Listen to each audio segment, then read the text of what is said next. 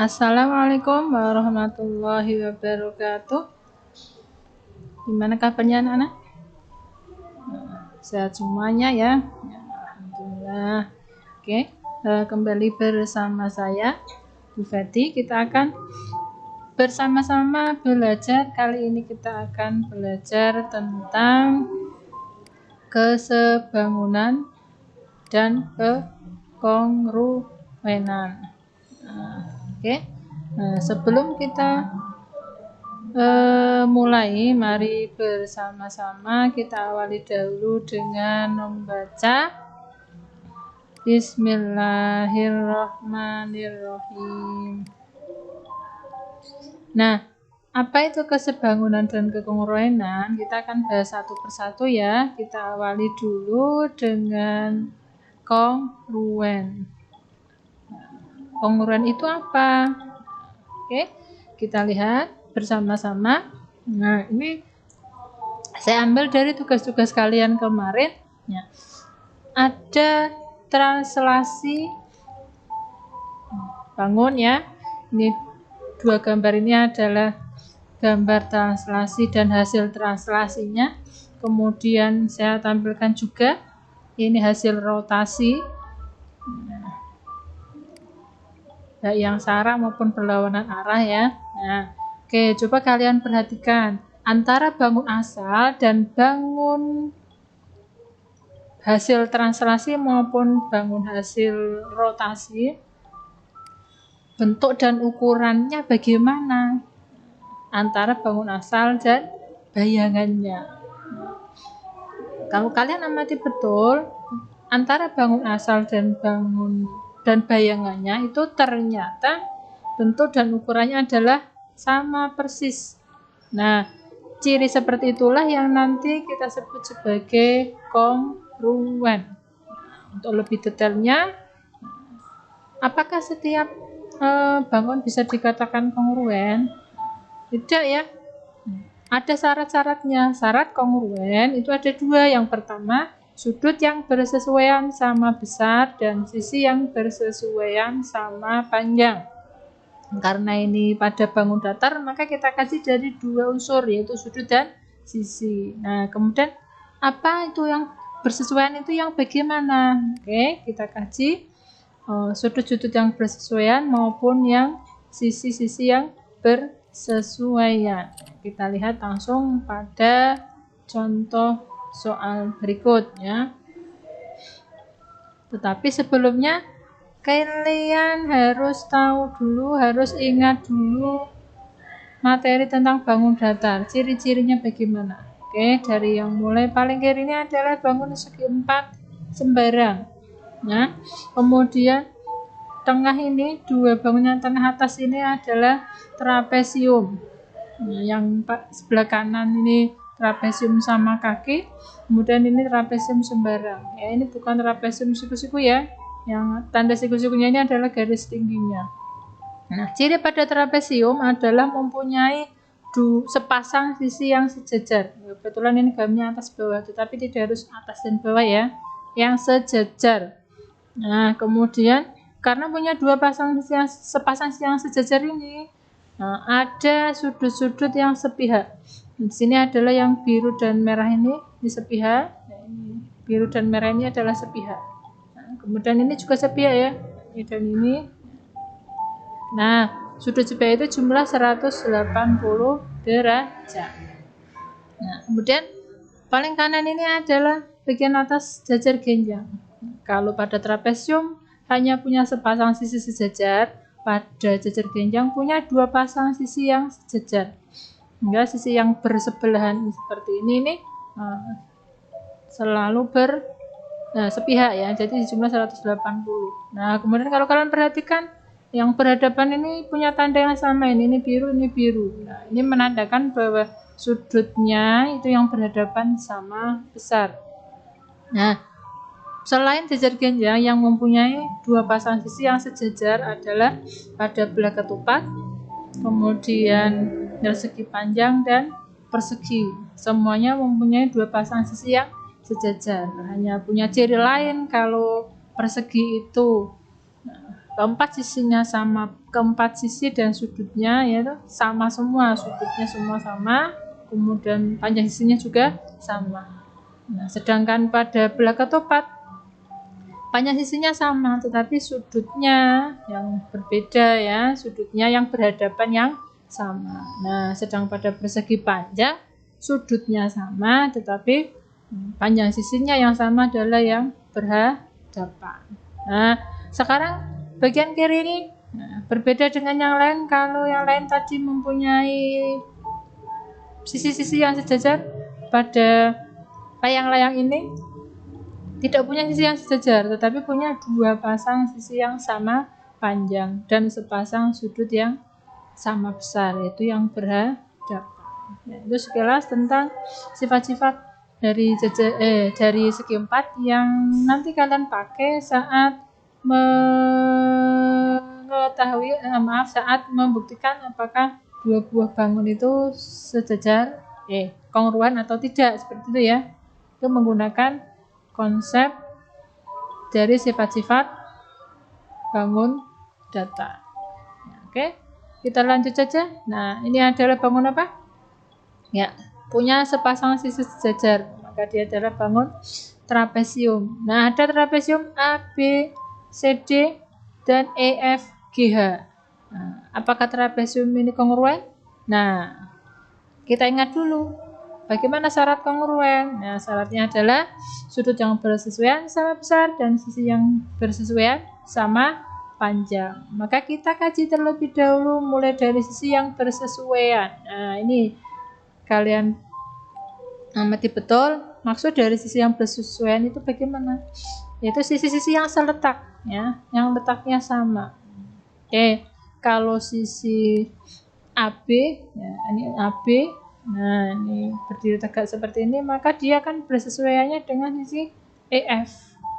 Nah, kemudian sisi BC kebetulan ini punya tanda yang sama ya, AB dan F punya tanda yang sama, berarti juga sama panjang. Kemudian BC, di mana BC ya? Ini BC yang panjang sejajar ini. Nah, maka bersesuaiannya dengan FG.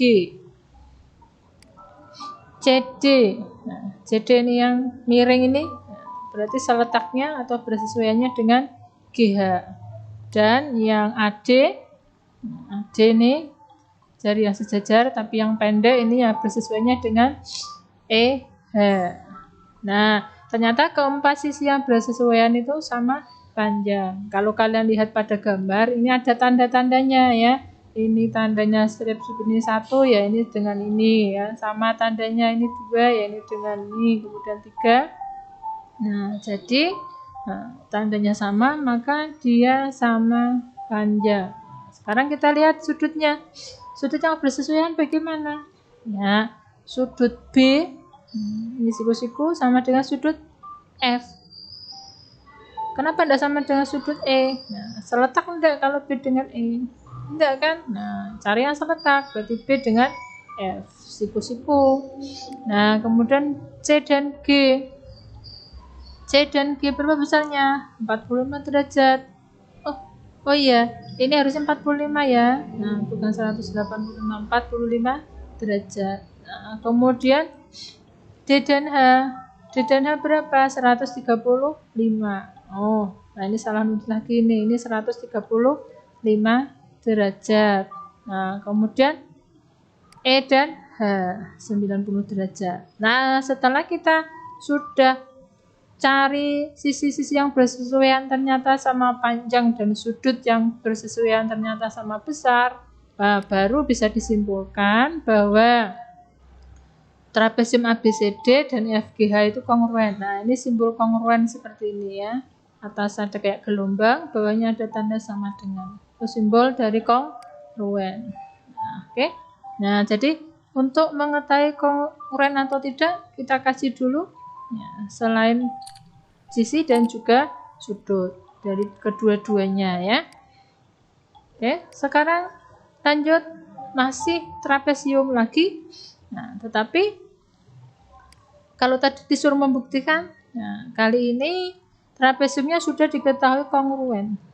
Jadi dua trapesium ini sudah kongruen. Tadi kalian di depan udah tahu bahwa pengurangan itu berarti bentuk dan ukurannya sama.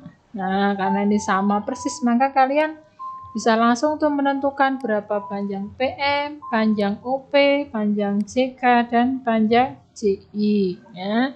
Nah, tetapi sambil kita berlatih, kita cari dulu mana sudut yang bersesuainya. Nah, sama dengan pada sisi, kalian bisa lihat sudut yang punya tanda yang sama berarti juga besarnya sama ya. Maka sudut ini, nah ini sama tanda dengan O, tandanya sama ya, ada lengkungan 2 ini, kemudian sudut L dan P juga punya lengkungan yang sama ini. Nah, bisa dihitung besarnya juga. Kenapa bisa dihitung? Ya, sudut L dan sudut K ini sepihak ya, karena LI dan CK sejajar ya. Jadi sudut K dan L ini sepihak sehingga dijumlah 180 derajat, maka sudut L-nya adalah 41 derajat. Nah, kemudian sudut K dan sudut M ini diketahui ya 139 derajat, dan sudut J dengan sudut N. Nah, kenapa kok sudut J dan N sama? Nah, kalau ketiga sudut yang lain itu sudah sama, maka otomatis sudut J dan N akan sama besar. Karena pada segi 4, keseluruhan sudutnya jika dijumlahkan harus 360 derajat. Oke, ini sudutnya. Sekarang, nah kita cari ini panjang masing-masing sisinya. Panjang PM berapa? Ya, PM itu sama dengan KL, maka 6,15. Kemudian OP sama dengan IL. Ya, OP ini yang panjang, yang garis jajar, sama dengan IL, jadi 9,64. Nah, sedangkan MM yang garis jajar tapi yang pendek, berapa? 3. Nah, sekarang CI. CI mana? Ini CI. Nah, panjangnya sama dengan NO ya, bersesuaiannya dengan NO. Jadi CI itu 4,47. Nah, sekarang jika O-nya itu 64, berapa besar C-nya? Mana O? Nah, ini. O bersesuaiannya dengan siapa? O tadi sama dengan I. Nah, jadi sedangkan O dengan J ini sepihak. Ya, jadi jumlah 180. Maka sudut J-nya bisa dicari 180 dikurangi 64 ya. Sudut O-nya 64, maka sudut I-nya 64, sehingga sudut J-nya ya, J dengan I tadi sepihak, ketemu 116 derajat. Oke. Kita lanjut. Tadi bangun trapesium, sekarang ini ada bangun segi 4 sembarang ya. Ada 2 buah kalau kalian amati. Nah, ini mungkin hasil pencerminan ya. Oke. Bangun A, B, C, D, dan E, F, G, H kongruen. Tentukan nilai A, B, C, dan sudut C. Sudut C. Ya. Berapa nilai A? A9. Kenapa 9? Ya, sudut A ini, sudut A. Panjang A ini, yaitu panjang sisi BC, akan atau bersesuaian dengan FG. Ya. Oh, BC ya, maaf. BC itu A akan sama dengan EH ya, 9 cm. Nah, kemudian B, mana B? Ya, ini B bersesuaiannya dengan siapa? Dengan GH. Ya. Oke, letaknya sama, maka B panjangnya 5 cm. Kemudian C, mana C? Ya, ini C. Seletak dengan siapa? Ya, 12. Siapa 12? AD ya. Jadi C itu bersesuaiannya dengan AD, sehingga panjangnya 12 cm. Nah, kemudian berapa besar sudut C? Nah, sudut C itu sama dengan sudut H ya. Nah, ini sama. Nah, kalau ketiga sudut yang lain sudah tahu, maka bisa kita cari karena keempat sudutnya itu bisa dijumlah 360 derajat. Nah, sehingga besar sudut C-nya adalah ya 103 derajat. Ya, ini dijumlah semuanya. Ini D ya harusnya ya. Nah, sehingga sudut C-nya adalah besarnya 103 derajat. Nah, jadi ingat yang jadi patokan bahwa seluruh segi 4 bahwa jumlah sudutnya adalah 360 derajat. Oke. Demikian materi kongruen hari ini, semoga bisa kalian pahami. Nah, oke, kita tutup dengan membaca hamdalah. Alhamdulillahirabbil alamin. Wassalamualaikum warahmatullahi wabarakatuh.